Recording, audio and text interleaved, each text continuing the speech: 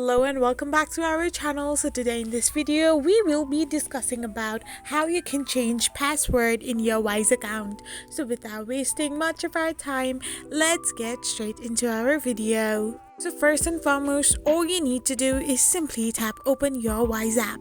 So once you open your Wise app, you will end up in this kind of interface where all you need to do is tap on the profile icon on the left hand side of the corner, and once you do it, you will end up in this page. So simply tap on privacy and security and simply press on the change password option. Once you do this, all you need to do now is simply type in the current password and the new password and hit the change password option. Once you do this, you will get an email saying that your password in Wise has been changed.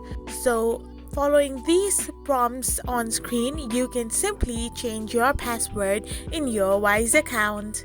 I hope you found this video helpful, so don't forget to hit that subscribe button and do give us a thumbs up. We will be back again with these informative videos. Thank you for watching.